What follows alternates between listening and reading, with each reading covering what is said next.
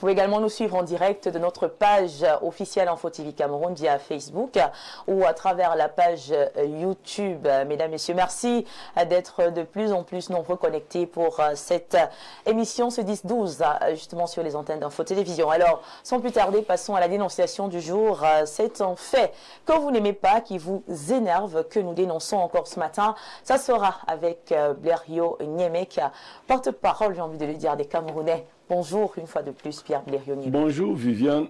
Je dénonce le monsieur qui est venu dénoncer son ami. Ok. Oui, lui, il est venu dénoncer son ami, mais après le déroulé de sa dénonciation, c'est lui que moi je dénonce. D'accord. En fait, il reproche à son meilleur ami, c'est comme ça qu'il l'appelle, de lui avoir fait un prêt d'argent considérable. Son ami lui a prêté 7 millions de francs. Il était en chantier et à un moment difficile. Son ami l'a soutenu. Il a requéri l'aide de son ami qui lui a fait un prêt.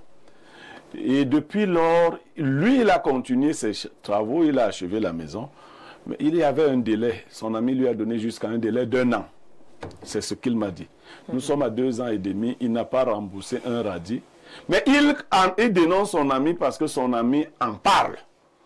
Et que son ami le vend, c'est tout le monde. Vraiment, quelle est cette amitié-là dont son ami n'a pas su garder l'intimité de leur relation, la confidentialité. Et c'est ce que lui, il est venu me dire.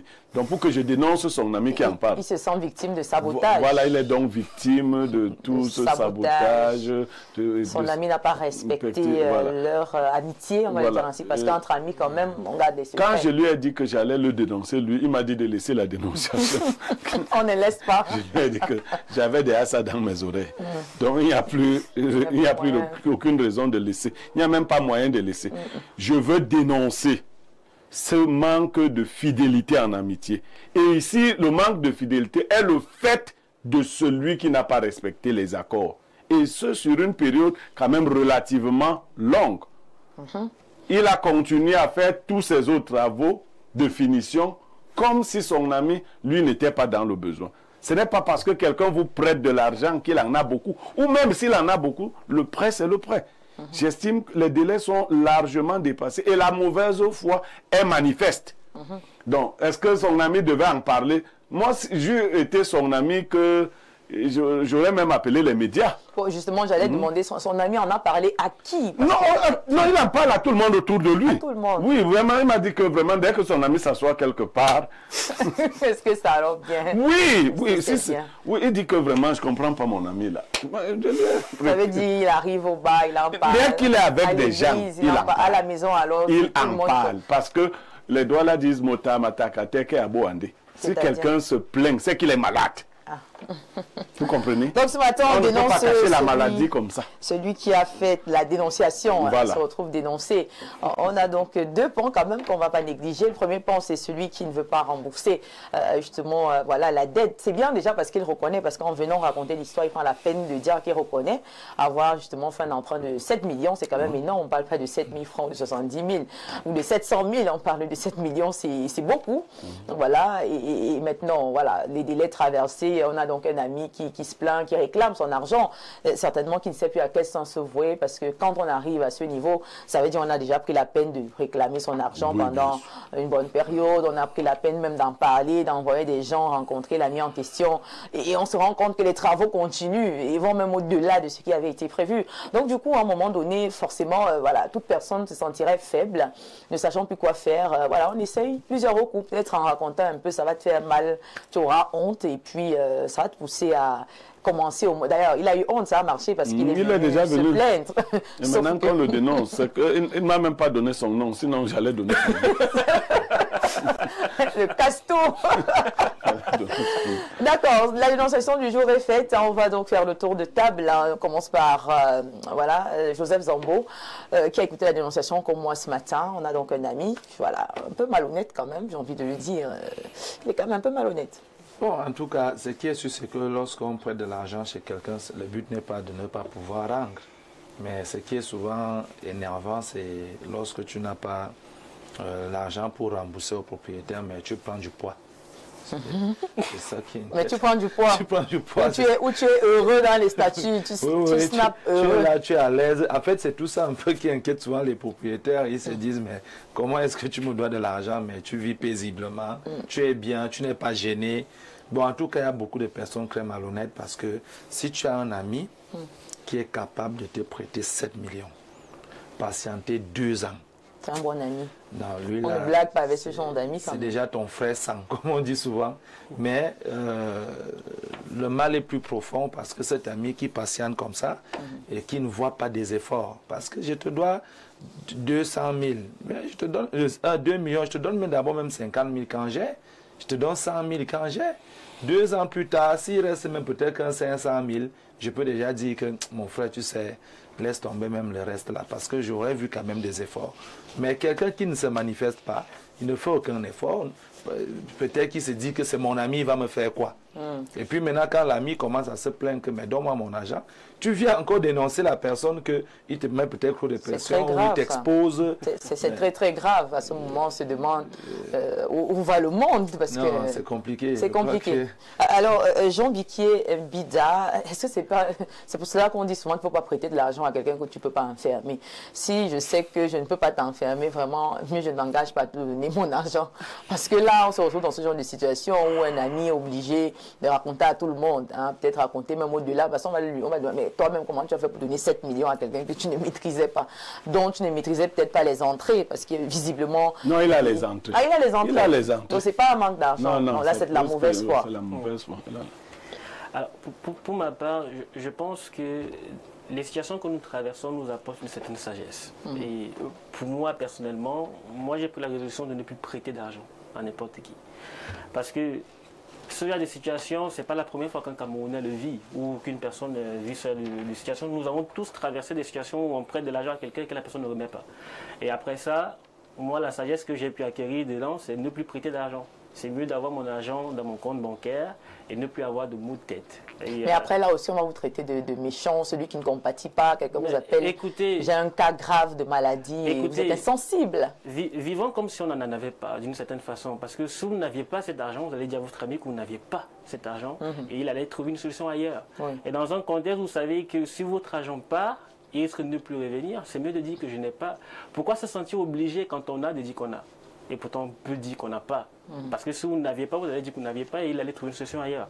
Et moi, je dis que c'est même pas une question d'avoir la force de pouvoir enfermer la personne, c'est d'avoir un certain mode de vie. S'il veut un prêt d'argent, il peut avoir une microfinance. Il pourra trouver ce prêt d'argent là pour pouvoir régler son problème. Bon, mais quelle solution maintenant alors? Qu'est-ce que tu proposes à ce monsieur de faire? Qu'il porte plainte. Bon, maintenant à celui qui est venu dénoncer, parce que lui, il a quand même un problème qu'on est en train de négliger. Il venait dénoncer en cherchant la solution. Que faire de son ami qui raconte à tout le monde, à tout le quartier, qu'on lui a prêté 7 millions et voilà, qui n'a pas encore remboursé? Il se sent quand même saboté, il se sent sali. Mais ils se sont salis parce qu'il a créé cette situation-là. Moi, je pense qu'il a été malhonnête. Parce que l'honnêteté aurait aimé au moins qu'il soit vrai. Par exemple, par rapport au délai qui lui a été donné, qu'il communique en disant que, frère, c'est assez compliqué, ou est-ce qu'on peut faire un remboursement de façon échelonnée, c'est-à-dire chaque mois j'essaie de te donner 100 000. Je pense que quelqu'un qui a pu attendre 2 ans pourra accepter une telle solution pour pouvoir occuper son argent petit à petit. Mais ça prouve encore la mauvaise foi de la personne. Il ne peut pas aller se plaindre en disant qu'on salit mon nom et pourtant il n'a même pas essayé de trouver une solution. Son nom est même sale. Vous avez les 7 millions de quelqu'un en poche et vous allez vous plaindre. Quand même, il faut être un peu sorcier pour faire cela. Et Ibrahim, est-ce que quand même la bonne foi ne voudrait pas que sur 7 millions en autant d'années, tu prennes quand même la peine de rembourser même 1 million, même 1,5 million, même 2 si tu peux. Et quand même pour montrer à ton ami que tu as la volonté de rembourser, c'est juste que peut-être les temps sont difficiles. Andrea, je crois que c'est le plaignant n'est pas un ami pour son ami. Oh. Oui. Vous savez, il y a un conseil que j'aime prodiguer. Je dis souvent que tes relations soient nombreuses. Mais pour ce qui est de ton amitié, prends-en un entre 1000. Entre 1000. Entre 1000, un seul. Un seul. Je n'appelle pas beaucoup de personnes amies. J'ai beaucoup de connaissances. Pour que j'arrive à t'appeler ami, mon type, On a traversé des choses. Donc, il y a des gens, je cherche des amis. À gauche, je veux les amitiés. À droite, je veux les amitiés. Les amitiés, là, ça va te coincer au cou. Il y a amis et amis. Il y a des amitiés que tel dit, te dit ton ami, mais il ne sera pas avec toi quand ça va cuire sur toi. Il y a des amitiés que tel te dit c'est être ton ami, mais il arrive là, quand tout va bien, il est sur ta table, il parle même à tes employés qui ne se comportent pas bien comme étant le beau patron. Et quand tu commences à lire, on ne le voit plus, on ne le sent plus. Non, non, non. Avant de t'engager dans une relation d'amitié avec quelqu'un, il faut d'abord te rassurer que tu connais la personne, tu as testé, tu as éprouvé. Moi, généralement... Ibrahim, tu peux connaître la personne, mais après, ce sont des choses qui arrivent. Tu peux avoir prévu que après ces 2 ans, j'aurai une entrée de 7 millions et l'entrée, voilà, ça ne se fait pas. Qu'est-ce que tu fais? Oui, mais, choses qui arrivent. Non, Blériot a dit tout à l'heure qu'il avait un tout petit peu d'entrée. Même si ce n'est pas des entrées de 7 millions, il avait des entrées. Comment il sait qu'il avait des entrées? Mais les travaux se poursuivent. La maison avance. Les 7 millions ne sont pas finis. Il ne travaille plus. Est-ce que vous en savez? Son ami ne travaille plus, il est en chômage. C'est ça. Il est devenu SDF. Et il n'y a que les 7 millions de son ami qu'il est en train d'utiliser. Non, Andrea, ce n'est pas envisageable. La construction prend beaucoup d'argent. Non, mais c'est l'argent de son ami qui doit passer. Bon, peut-être l'ami ne lui a pas aussi dit qu'il en avait déjà véritablement besoin. Ah bon? 7 millions, il n'en a pas besoin. 2 ans. Non, il y a une différence entre donner et prêter, Andrea. Quand je te prête mon argent, c'est différent. Oui. Il y a une sagesse qui est là derrière. Moi, je dis aujourd'hui, quand quelqu'un m'appelle et que ce n'est pas mon ami, parce que j'ai quelques amis, je n'ai pas beaucoup d'amis, j'ai beaucoup de connaissances. Quand une connaissance qui se dit que je suis son ami m'appelle et qui me pose un problème, je ne suis pas insensible à sa situation. Il y a dans la gestion financière une proportion d'argent que je laisse toujours comme ça pour le social et l'aide. S'il y a encore quelque chose là-bas, je vais te dire, c'est chaud. Je ne peux que t'envoyer ceci pour avancer. Donc, genre, prête-moi 100 000. Tu dis, bon, ok, je te Et donne puis même dans ma 30 000. tête, quand je te prête 100 000, je ne t'ai pas. Pour moi, je ne t'ai pas prêté 100 000. Je t'ai donné. Exactement. Et donc, je suis préparé à ce que tu ne viennes même pas. Si tu viens me mettre, je dis Dieu, merci. Mais je ne suis pas frustré par le fait ou blessé ou démotivé. Parce que ce sont de telles attitudes qui empêchent aux gens de continuer à être généreux. Exactement. Donc, véritablement, il faut régler ce problème-là. Moi, je pense que son ami a raison de se plaindre. Je pense qu'il y a aussi ce défaut quand certaines personnes se disent si la personne qui m'a prêté de l'argent a beaucoup d'argent, c'est quelqu'un de très riche, bon, il n'a pas forcément besoin de cela. Donc voilà, je peux prendre mon temps parce qu'il en a beaucoup. Je crois pourquoi il n'est pas allé lui demander je veux l'argent, donne-moi 7 millions. Tout simplement, on n'avait pas lui donné, on est d'accord. On n'avait pas lui donné. 7 millions, qui donne 7 millions? La banque. En tout cas, ouais, qui donne 7 millions à la banque. Ouais, ouais. Mais après, c'est pour rembourser petit à petit. Ouais. Exactement. Donc, pas... De façon échelonnée, je pense que c'était la meilleure solution pour lui et je pense qu'il allait pouvoir le rembourser. Et puis là-bas, quand même, tu peux qu'il a commencé à rembourser l'argent du monsieur là. Le monsieur là, il se plaint, il a dans les droits de se plaindre. D'accord. Alors, Pierre Leroux, mec, est-ce que de prendre la peine, passer le temps à raconter aux gens, c'est pas mieux d'aller porter plainte une bonne fois pour toutes et je pense qu'il sera convoqué et là, il saura que c'est du sérieux, qu'il faut penser à rembourser l'argent de tout parce que s'il prend la peine de revenir vers vous, ça veut dire qu'il croit même qu'il a raison. Il croit que... Non, il ne croit pas qu'il a raison, mais il pense que son ami a mal agi. Mais oui, non, il sait qu'il a tort, mais non, de la dette, on revient. Il y a quelqu'un sur le plateau qui a donné un conseil qui m'a pris du temps à comprendre. Pas aujourd'hui. Il m'a fallu perdre toute une maison. J'imagine que c'est le conseil oui, de le conseil de... Oui, le prénom c'est... Monsieur Jean. Biquier Jean. Jean. Il y a 8 ans de cela, j'ai prêté de l'argent à une amie. C'est vraiment l'une de mes plus grandes amies. Son enfant devait voyager. Et j'ai dû perdre une maison pour cet argent-là. Vous voyez? Ah bon? Oui, j'ai perdu toute une maison. Et elle sait que vous avez perdu une maison? Mais elle a réussi un jour, alors que j'étais chez elle, à demander à son copain de me demander un prêt d'argent. Encore, sans avoir remboursé le... Non, mais ça, c'est... Ouais. C'est méchant, elle nous écoute. Je veux lui dire que ça m'a fait mal de savoir... J'ai laissé. Je n'ai pas porté plainte. Elle nous écoute? Oui, elle nous écoute. Mais quand elle a eu le courage de dire à son copain de me demander un prêt d'argent, en termes de millions aussi. Ça fait doublement mal. Là, je me suis dit que peut-être elle me prenait pour quelqu'un de pas du tout. Oui, ça c'est pas gentil. Donc, je ne vais pas dire à celui-ci de porter plainte. D'accord? Mais la leçon, il a dit d'une certaine manière, vivons comme si nous n'avions pas d'argent, c'est-à-dire que ne parlons pas de notre argent, même à nos amis. Si je fais des travaux chez moi, tu vois que c'est des travaux, tu me poses des questions, je te dis que je me suis endetté à la banque. C'est parce que nous voulons trop montrer que nous avons le cash flow. Je me suis endetté à la banque pour faire mes travaux. Ça rejoint ce qu'il dit. Si tu veux faire les mêmes travaux, va t'endetter à la banque. Parce que les prêts d'argent détruisent presque toujours les amitiés. Je dis presque toujours. L'ami, d'ailleurs, la plupart d'entre nous, quand nous voulons un prêt d'argent, nous ne raisonnons pas. C'est comme lorsqu'un homme veut aller avec une femme. Il est prêt à dire n'importe quoi. Je vais te... Et d'ailleurs, un des secrets, si quelqu'un te donne un délai très court pour le remboursement d'une somme importante, sache qu'il est malhonnête. Tu te rembourses la semaine prochaine. Non, demain. Voilà. Et quand il y a même la live, il faut avoir peur. Non, parce que quelqu'un vous prend, cela arrive très fréquemment, quelqu'un m'appelle, Blériot, j'ai une situation, j'aimerais que tu me prêtes peut-être 200 000, et j'aurai ça lundi. Nous sommes aujourd'hui mardi, lundi, donc dans 6 jours. Alors j'aurai une proportion que vous pouvez donner, en disant que c'est un prêt, mais uniquement. C'est-à-dire, comme il faut soutenir les gens, pour ceux qui ont, il faut soutenir les frères en difficulté. Donnez à la proportion de la somme que vous pouvez risquer de perdre.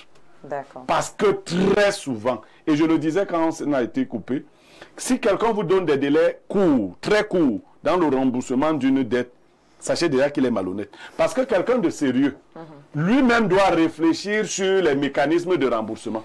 Tu ne peux pas venir prendre 500 000 chez moi vendredi et dire que lundi tu peux me rembourser. Mais attends lundi. Attends lundi, tu... Surtout que c'est le week-end. Voilà. Est-ce que tu vas vraiment prendre cet argent? Attends lundi, tu as tes 500 000. Or, la mentalité du prêteur, de l'emprunteur malhonnête, c'est de venir vous donner un délai qui va vous flatter. Viviane, je te rembourse ça la lundi. Tu te dis 3 jours, bon. C'est pas tout. Et le panéliste disait quelque chose d'intéressant. C'est aussi ton désir de paraître riche qui te fait accéder à sa demande. Parce qu'il te dit qu'il veut 500 000. Tu veux bien qu'il sache qu'une grande journaliste comme Viviane ne peut pas manquer de 500 000. Mais le plus facile pour toi serait de lui dire que tu n'as pas 500 000. Qu'il pense que tu es pauvre, que tu n'as pas 500 000. Tu viens d'éviter un gros problème. Parce qu'en lui donnant les 500 000, lundi va passer, mercredi va passer, la semaine d'après, il va commencer à te dire que toi aussi, pour 500 000, puisque tu es donc riche. Donc, tu vois que tu aurais évité ce problème. Donc, de moins en moins, il faut aller. Il faut payer des sommes qu'on peut laisser partir. Oui, maintenant, il y a des cas. Je parle par exemple des cas de maladie. Vous êtes obligé de soutenir. Si un ami est malade et que vous avez les moyens, vous le soutenez autant que vous pouvez. Encore qu'il y a des personnes qui inventent des qualités. Non, je ne dis pas qu'il dit qu'il... Non, je ne dis pas que si un ami a un malade. Ah non. Non, c'est pas... Si un ami est malade... Non, moi quand mon ami m'appelle pour me dire que son père est gravement malade, oui, ce n'est pas mon rôle d'empêcher que ton père ne meure. Mon rôle, c'est de t'assister au deuil. Donc, c'est... non, je parle... Non, je ne vais pas empêcher que les parents de tout le monde meurent. Donc, enfin, je ne suis pas une banque. Donc, votre rôle n'est pas d'empêcher que son père... Non, c'est pas ça mon rôle. Mon rôle, c'est de l'assister au deuil. Si Dieu veut empêcher que ton père meure, il ne mourra pas. Peu importe que tu es prêté ou pas. Oui, attends, parce qu'un ami peut vous vider. Non, oui. On n'est pas... Ils sont nombreux. Si son père est très malade, et toi, à moins que tu sois capable de prendre totalement la charge de son père, des prêts d'argent dans ces conditions, surtout que des fois, c'est des situations irréversibles. Je sors par un exemple. Ma cousine était gravement malade, couchée chez moi. Je l'ai amenée à l'hôpital, je la soignais. C'est devenu trop lourd pour moi seul. La maman de ma cousine, ma tante, m'a demandé de prêter de l'argent pour continuer le traitement. J'ai prêté de l'argent, j'ai continué le traitement. Ma cousine est morte. Ma tante a estimé que comme ma cousine n'a pas guéri, elle ne me doit pas d'argent. Donc la dette est devenue ma dette. Mais je lui ai ramené son enfant mort. Elle a dit que j'avais dit prêter de l'argent pour la sauver. Et si les hôpitaux faisaient pareil, parce que là, si on faisait pareil dans les hôpitaux, ça veut dire qu'on a un malade, s'il meurt, on ne paye plus. Voilà, c'est ce qu'elle a fait. Elle a dit que comme elle est morte, il n'y a plus de prêt. D'accord. En tout cas, merci beaucoup pour votre point de vue. Alors, on va prendre quelques messages ce matin. Bonjour, monsieur Niémé. Quand vous parlez, je me vois moi-même sans emploi. Je suis sollicité par des prêts. Déborah, depuis Douala. Déborah, tu peux être sans emploi et avoir de l'argent. Et avoir de l'argent. C'est vrai ça. Oui, bien sûr. Tu connais. Les filles qui ont le plus d'argent n'ont même pas d'emploi. C'est pas quand même question dans les cotisations, c'est pas comme chaque semaine. 200 000 la semaine. 200 000 la semaine. Vous prenez ça où? Bonjour Viviane et à tout ton panel. Concernant la dénonciation, c'est l'habitude des Camerounais. Ils ne respectent jamais le délai donné, raison pour laquelle on dit généralement que si tu veux gâter ton amitié avec un ami, prête-lui de l'argent, vous allez finir au commissariat. Et plus après, vous devenez des ennemis pour toujours. Thierry Kenfak depuis Dubaï. Good morning, espace miné. Quelqu'un peut-il tout simplement... Donc, voilà, peut-être ça c'est le problème. Good morning, espace miné. Êtes-vous au courant que le Cameroun a porté plainte contre l'Angleterre pour avoir aligné pendant des années un footballeur d'origine camerounaise sans l'accord du gouvernement du Cameroun? D'accord, il parle du joueur Welbeck. D'accord, bon, on va d'abord terminer avec la dénonciation. Il n'y a qu'en Afrique et au Cameroun en particulier où tu dois demander pardon et donner des explications à quelqu'un pour qu'il te rembourse ton argent. En tout cas, moi, je ne fais plus de prêts à ceux qui sont financièrement en deçà de moi. Ok. Soit je fais sous forme de Zadaka. Sadaka. Sadaka, oui. Ah, d'accord, ok. Donc, on voit son agent, c'est vraiment quand c'est Sadaka. Non, Sadaka, ça veut dire un don. Il a donné. Mais les prêts, là, jamais. Non, lui, il n'a pas prêté. D'accord, S'il peut participer. C'est bon.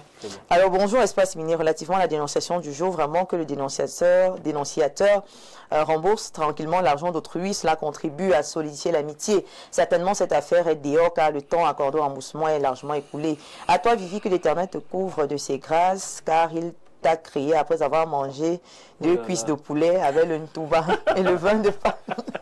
Sa Majesté Messie de Bicoque. Il a mangé 2 cuisses avec le ntouba.